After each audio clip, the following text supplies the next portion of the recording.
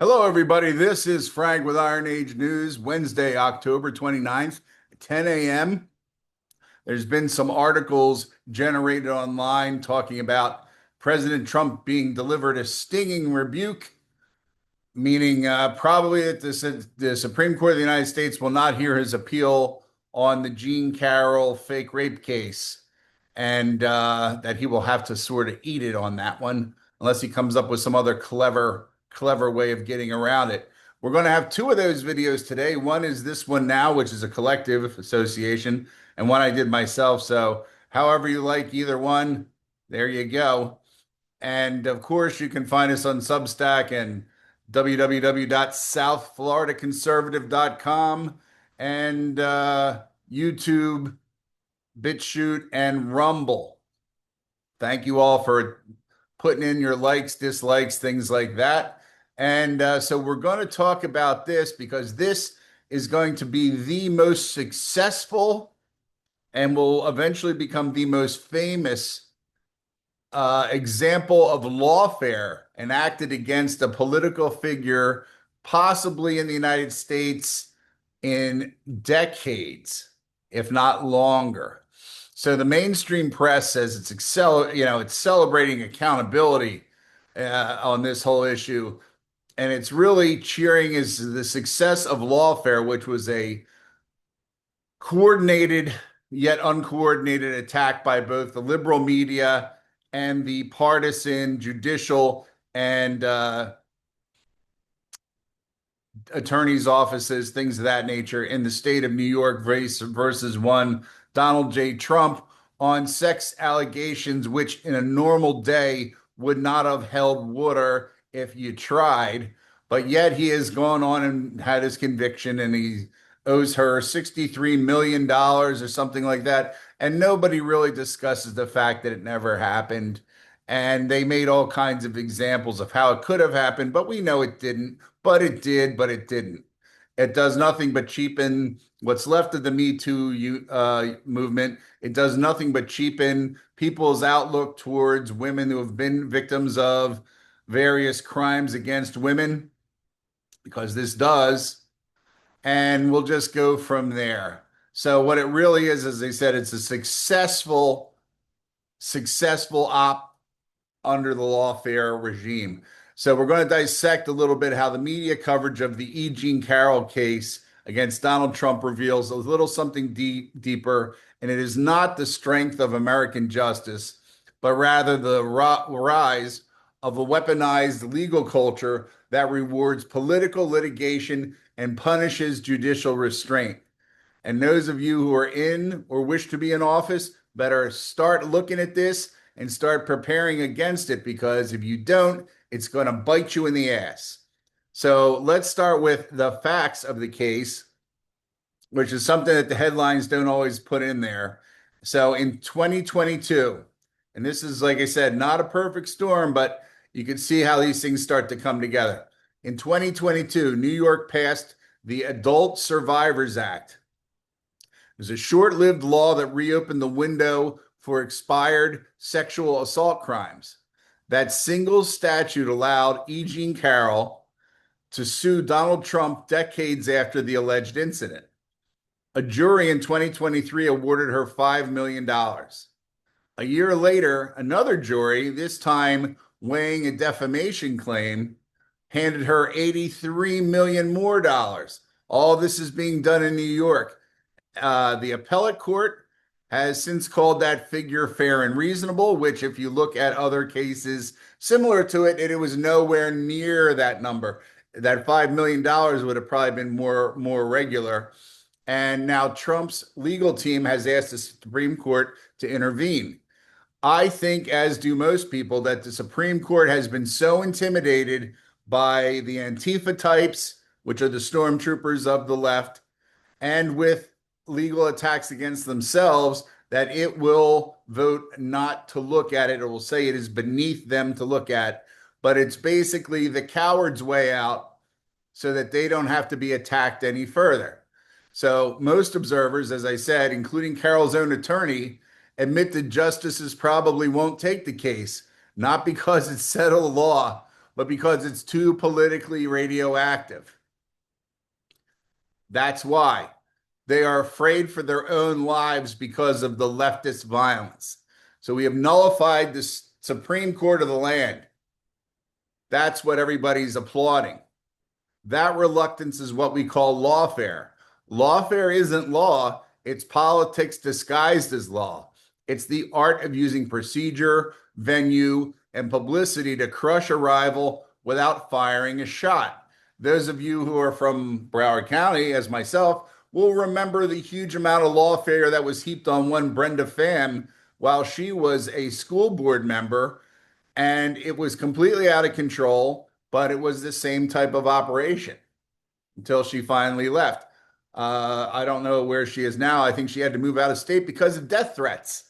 That's how the left plays, right?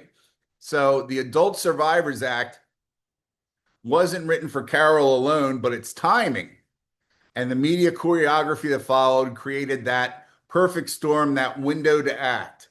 Okay. You had a Manhattan jury pool, permissive evidentiary rulings, which were crazy, and wall-to-wall coverage, and the outcome was almost pre-written. It wasn't going to be if he was guilty, it's when he was guilty. I'll talk more about that in the other video, which will come out this afternoon. Each verdict was a victory, not for the plaintiff, but for the strategy. That woman didn't know shit about anything when it came to this. Her lawyers were involved. In fact, her first lawyer was Kellyanne Conway's husband. So you wonder why Kellyanne Conway got on the shit side of the stick, right? Your husband turns around and sues Donald Trump. So one that turns litigation into a sustained political attrition, which is what they're going to do from now on. Like they tell you, oh, we can't be mean to the Democrats because nobody will want to run for office. Bullshit. It's already being done, guys. Get yourself a team and lawyer the F up. You can do it, but you're already so cozy with the opposition that you don't want to admit to it. So the way the press reframed this whole thing, this is where they come in. When the first verdict dropped, all the cable people called it a triumph of justice, proof that no one is above the law, right? When the second record-breaking award landed, editorials hailed it as a moral, hailed. Oh my God, it's a moral reckoning. The only way the billionaire who was losing money every day when he was out of office through lawsuits, I think he was over $100 or $200 million in legal fees when he was out of office. Right? And they realized they had to attack him out of office because that's what happened to Bill Clinton. He got broken down. He was covered most of the time, but the Lewinsky thing, he supposedly had to pay for that out of his own pocket. Trump could afford that. You and I could not afford that, you know? But what they were really cheering about here, let's talk about this for serious, was that they had a successful tactical model. It reopens old statutes, find a friendly venue, build character evidence, keep the cameras rolling, crying girlfriends, blah, blah, blah, blah. Let the courts become the slow motion replacement for elections. That isn't the rule of law. That is rule by lawsuit. And the press had been the color commentators for every inning of it. They applauded it. They went home. They choked themselves while masturbating. They did everything you'd expect out of these freaks. Okay? So it was not, once again, an act of anything to do with altruism, about justice being done, none of that stuff. It was strictly this type of activity. And it is morally reprehensible to me and to most people that are familiar even a little bit with the law to see this happen. Now, bear with me a second because we lost connectivity. I really should write this stuff in different programs, but it was sent over to me to do, so we are doing it. 1 second, sorry. One more second. Hate when this shit happens. Okay. So now let's talk about the Supreme Court. Highest court in the land, right? The one institution designed to stand apart to be able to moderate what the rulers of the United States do. And after the Dobbs leak and months of demonstrations outside of the justices' homes, the court has lived under real threat. One would-be assassin was arrested outside of Justice Kavanaugh's house. Uh, Others have been threatened. Clarence Thomas, I'm pretty sure, has been threatened in person to his face by a couple of people. They keep that one down because Thomas, as the only one of the few rational judges who understands the law, is, of course, anathema to what the socialists are doing out there as far as remodeling the Supreme Court into some type of proletariat fucking kangaroo court in the Soviet style. So when the court is quietly going to sidestep a case like this, it's not that it's staying neutral, it is self-preservation. By refusing to hear politically volatile appeals, the court avoids its risks and it also also leaves lower court judgments intact. And if these things were all vile and should have been kicked out all along, but if it's you and your buddy and your other buddy as the judges, you're never going to get what is supposed to happen in the check and balance system. So that is the silent victory of lawfare. You never need a Supreme Court ruling when you have them so afraid of everything that they keeps the docket clear from what would be these cases. This is important. You're charging a man with in anybody else's case would have been an irreparable damage to their lives. $86 million. That would take me forever to come back from that, right? And a lot of you other people too. How would they be able to hold office when they'd say, we're going to garnish your wages, right? You'd be the actual poorest man in Washington. So every headline that's going to call this a win for justice is just teaching the next faction that the tactic works, much as they are doing with the shutting down of the government, saying it is Trump's fault that the people aren't going to have their check on November 1st, which they probably will, but they're trying to rev up the underclasses to start more violence. Basically, let's just be honest. The poorer Black people are being taken advantage of by wealthier, better connected Black people and a bunch of white people who really hate them but need them to continue their political gains. It is what it is, babies, right? If you're threatened, the beauty is, if you notice, they're always threatening Walmart. Now, Walmart, in its behalf, should have contacted the FBI because I will assume that Antifa or some of these other groups are asking Walmart for money, donations, and Walmart's not paying up, which is why Walmart is being mentioned in the violence cycle that is going to come. So they are basically holding a gun to Walmart's head and saying, we're going to fuck up all your stores and we're going to blame it on the Republicans and you're not going to have a damn thing to do because all you'll do is go out the window and say these damn N-word people, right? And you're going to write it off. But it's extortion. It's no different than the old days. Don Corleone shows up. This is straight up extortion that's coming your way. Also under the name of law and justice. So any Republican, next independent, if there is such a one, those two douchebags out in Kentucky, Mazzei and Ron Paul, when they get caught at the next glory hole and nobody wants to let them go, they're going to face the same machinery going on here. You're going to see revived statutes. You're going to see punishing damages. You're going to see synchronized leaks, and the Supreme Court will politely look away. You will see this in the Mamdani administration. I will guarantee you. Go look at our video that we did on Mamdani. Actually, go look at the written document on www.southfloridaconservative.com on what he can and can't do. He can do an awful lot of bad things that are physically, technically, spiritually bad for the city of New York.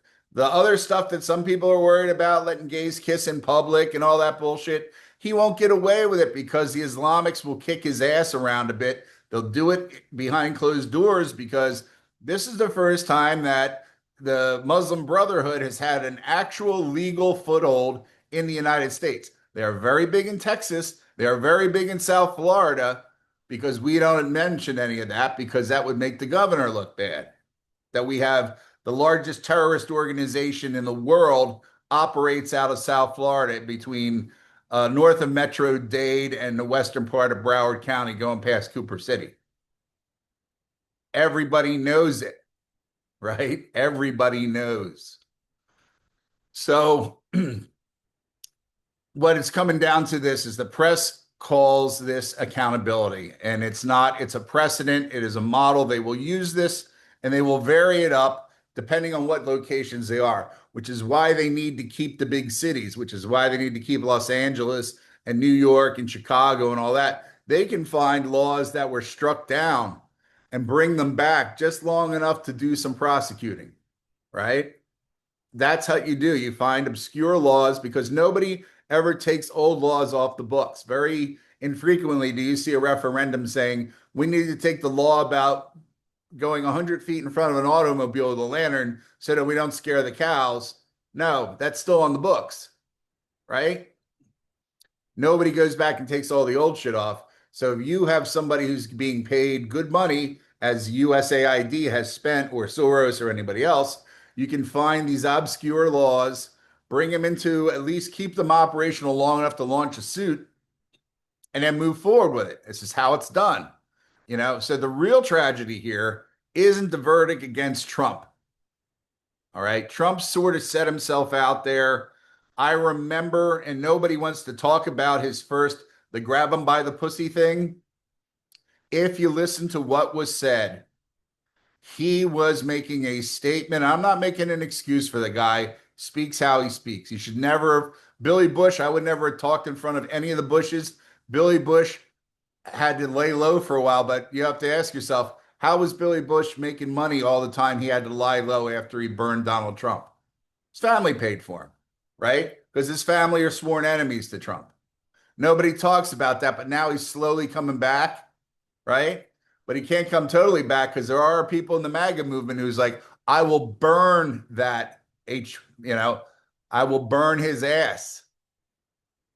So he knew better. He said it feeling he was comfortable that the kid was blue blood or whatever, and he got burned because nobody ever listened to what he said, which is, as a celebrity, I don't have to worry about talking to girls to get them. I can reach over, meaning I can be the most uncouth bastard because I have $1 billion and the girls will go with me. Go look at OnlyFans. Go look at any Instagram influencer. There is nothing being done there that Donald Trump did not say to Billy Bush, and it is occurring. All right. So if they wanted to, they should have sued him over forcing younger generations to degrade women. But he didn't. He was making a social comment. He's just not, so he does socially awkward shit because who does he talk to that's normal? Right. Anyway, so like I said, this isn't the thing about the verdict against Trump. He can pay this. It's the fact that the guardians of truth, the legal system, the judiciary specifically, are applauding a system that has learned how to punish through the process. Is this Kafkaesque? Is this the trial? A lot of it is very Kafkaesque. Go read about it. I'm not going to tell you what that means. If the media truly believed in the rule of law, they'd ask a harder question. What happens when every future president, senator, or judge can be neutralized, not at the ballot box, but in a courtroom, right?